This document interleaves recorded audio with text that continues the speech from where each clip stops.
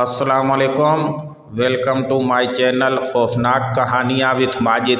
तमाम video update के लिए खौफनाक कहानियाँ विथ माजिद को सब्सक्राइब करके बेल आइकन को ऑन कर दें। आज की स्टोरी को शेयर किया है हूर ने। आए उन्हीं की ज़ुबानी उनकी कहानी सुनते हैं। वो बताती हैं, मेरा नाम हूर है, मैं लाहौर की रहने वाली हूँ। आज से 8 साल पहले की बात है। उस वक्त मेरी उम्र 17 साल थी। उस वक्त हमारी रिहाइश रावलपिंडी में थी। मेरी 3 बहनें और 2 भाई हैं। हुआ कुछ यूँ कि 8 साल पहले हम लोग रावलपिंडी में एक जगह किराए के मकान में रहते थे। एक दिन मकान मालिक आया और उसने हमें उसी महीने मकान खाली करने का नोटिस दे दिया। वो शायद अपने किसी रिश्तेदार को उस घर में शिफ्ट करना चाहता था। महीना ख़त्म होने में कुछ ही दिन बाकी थे, इसलिए अबू ने जल्दी ही भाग दौड़ करके एक मकान तलाश कर लिया। क्योंकि हमारे पास वक्त बहुत कम था और कोई बड़ा मकान मिल नहीं रहा था, इसीलिए हमें 2 कमरों वाले मकान पर गुजारा करना पड़ा। ये मकान बहुत ही छोटा था। नीचे वाले पोर्शन में हम लोग शिफ्ट हो गए। मालिक मकान ने बताया कि ऊपर वाले 2 रूम्स में एक और फैमिली रहती है, खावन, उसकी बीवी और एक बच्चा है।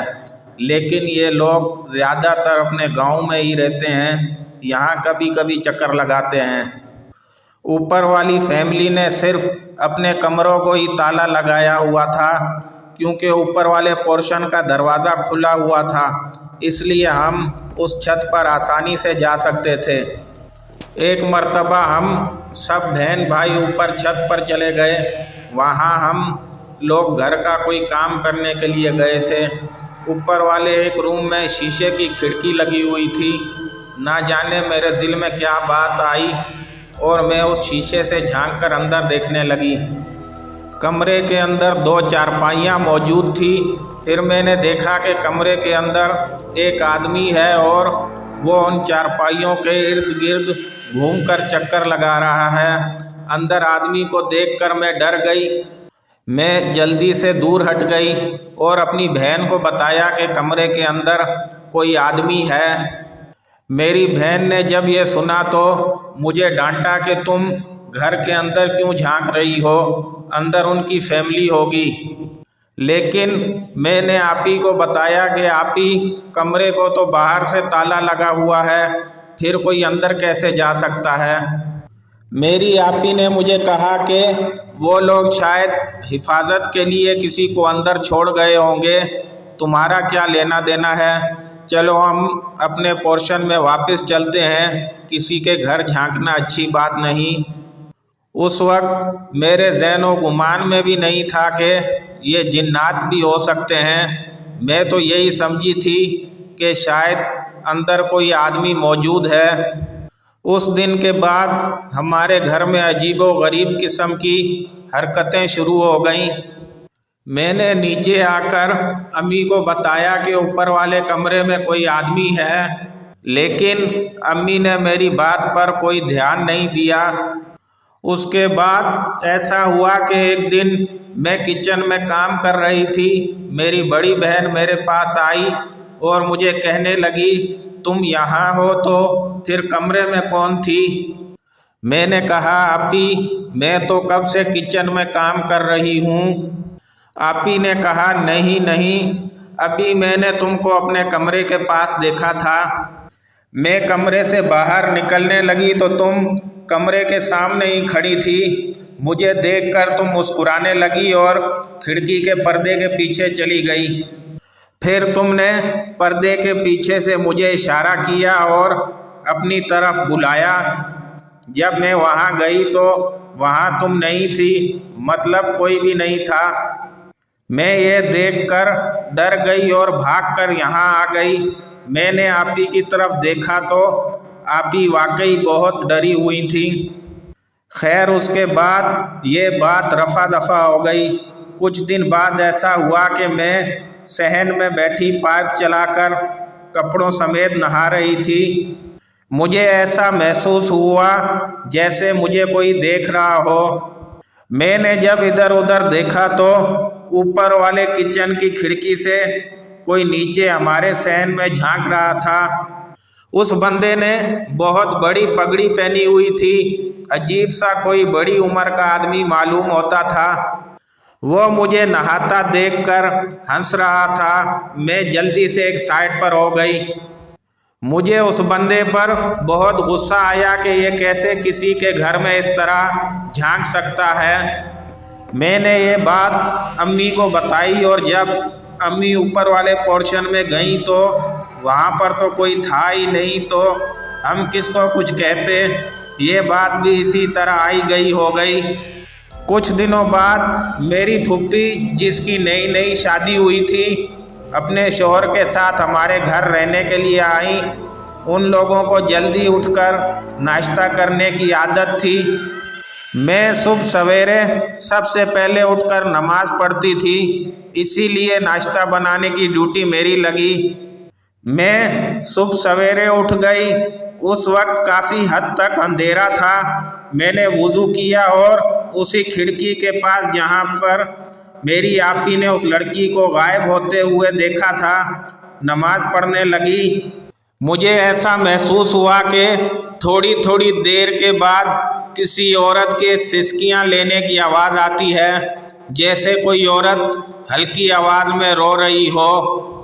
थोड़ी देर तक तो मुझे ऐसे लगा जैसे कि मेरा वहम हो, लेकिन फिर वो आवाज़ बढ़ती ही चली गई और पहले से ज़्यादा बुलंद हो गई। अब नमाज के दौरान मैं शदीद डर चुकी थी, लेकिन फिर मुझे ख्याल आया कि मैं बावुज़ू हूँ और जाए नमाज पर बैठी हुई हूँ, कोई मेरा कुछ नहीं बिगाड़ सकता। मेरा अल्लाह मेरे साथ है। बस इसी बात से मुझे हौसला मिला और मैंने अपनी नमाज जारी रखी। नमाज ख़त्म होने के बाद मैंने इधर उधर देखा तो वहाँ कोई भी नहीं था। अगले दिन हमारी फूफो, जो कि हमारे घर रहने आई थी, वो अपने घर वापस चली गई और 2 दिन बाद हम लोगों को पता चला कि फूफो शदीद बीमार हैं और अस्पताल में दाखिल हैं। मेरे अब्बू और अम्मी उनकी तमादारी के लिए लाहौर चले गए, लेकिन अगले ही दिन खबर मिली कि फूफो फौत हो गई हैं। ये खबर हम सब के लिए बहुत हैरान कुन थी, क्योंकि अभी 2 दिन पहले ही तो वो बिल्कुल ठीक ठाक हमारे घर से गई थी और अब अचानक उनकी मौत वाक़या हो गई। कुछ दिन बाद एक और वाक़या हो गया। हुआ कुछ यूँ कि हम सब लोग अपनी अम्मी के साथ बाज़ार शॉपिंग करने चले गए। घर में मेरी आपी अकेली थी। मगरिब के वक्त आपी ने वुज़ू किया और जाए नमाज बिछाकर नमाज पढ़ने लगी। नमाज के दौरान उन्होंने देखा कि कुछ साए उनके इर्द गिर्द हरकत कर रहे हैं, लेकिन थोड़ी देर ही बाद उनको नज़र आया कि कुछ बच्चे उनके सामने खेल रहे हैं और एक आदमी और एक औरत भी उस कमरे में मौजूद हैं। आपी ने जैसे तैसे नमाज मुकम्मल की, लेकिन जब सलाम फेरा तो वहाँ कमरे में कोई मौजूद नहीं था। जब हम सब लोग शॉपिंग से वापस आए तो आपी को बहुत तेज़ बुखार हो चुका था। आपी ने तमाम माजरा अम्मी और हमें सुनाया तो अम्मी ने उन्हें खामोश रहने को कहा। अम्मी ने आपी को दम किया तो आपी की तबीयत बिल्कुल ठीक हो गई। कुछ दिन बाद ऐसा हुआ कि मेरी दूसरी आपी का शौहर उन्हें लेने के लिए हमारे घर आया। रात को मेरी आपी के शौहर ने देखा कि सहन में कोई औरत घूम रही है। वो उठकर बाहर गए तो सहन में कोई नहीं था। उन्होंने आकर आपी से पूछा कि सहन में औरत कौन थी। मैं बाहर निकला तो वहाँ कोई भी नहीं था। आपी ने उन्हें कहा कि आप आराम से सो जाओ, कोई भी नहीं है, आपका वहम होगा। थोड़ी देर के बाद किसी ने आपी का ओढ़ा हुआ कम्बल उतार लिया। आपी उठी तो कोई भी नहीं था। थोड़ी देर के बाद किसी ने दोबारा कंबल खींच लिया। आपी ने गुस्से से जब कहा कि कौन है, क्यों तंग कर रहे हो, तो उसके बाद दोबारा ऐसा नहीं हुआ। एक दिन ऐसा हुआ कि मैं, मेरी आपी और मेरी छोटी बहन ऊपर छत पर किसी काम से गए तो अचानक हमने देखा कि कहीं से एक छोटी सी मुर्गी आ गई। हालांकि हमारे घर की छत तो बहुत ऊंची थी और साथ कोई छत भी नहीं लगती थी, फिर ये मुर्गी कहाँ से आ गई। हमारा बाहर का दरवाज़ा हमेशा बंद रहता था, इसीलिए नीचे से भी ये मुर्गी नहीं आ सकती थी। हमारी छोटी बहन उस मुर्गी को पकड़ने के लिए उसके पीछे दौड़ पड़ी।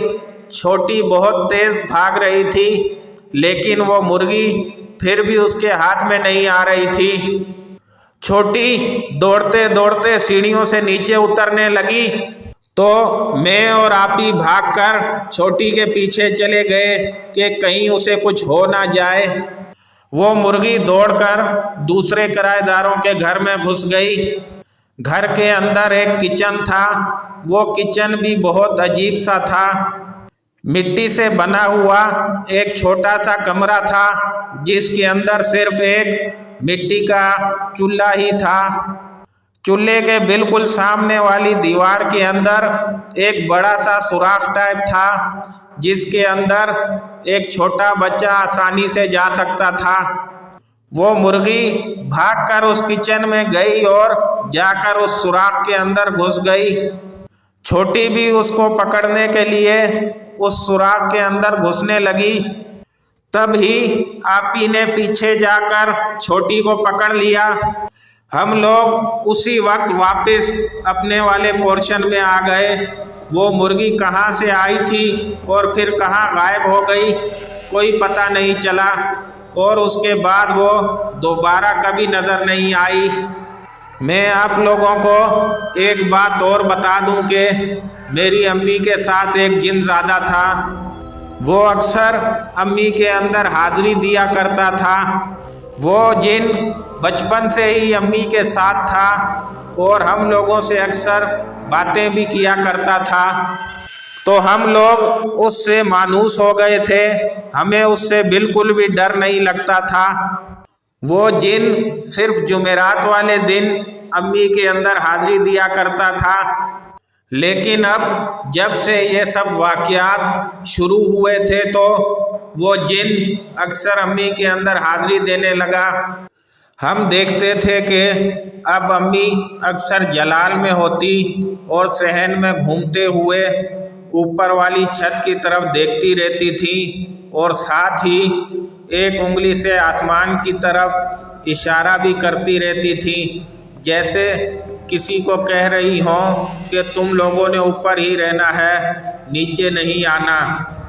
हम सब घर वालों को ऊपर से बाज़ोकात आवाज़ें भी सुनाई देती थी, जैसे कोई औरत आवाज़ दे रही हो और हमें बुला रही हो। हम सब बहन भाई सहम जाते थे और कोई जवाब नहीं देते थे। एक दिन ऐसा हुआ कि ऊपर वाले पोर्शन से आवाज़ें आने लगी, बाजी बाजी सुन भी लो। हम सब अम्मी के साथ मिलकर घर के काम काज कर रहे थे। अम्मी भी ये आवाज़ सुन रही थी, लेकिन खामोश बैठी रही।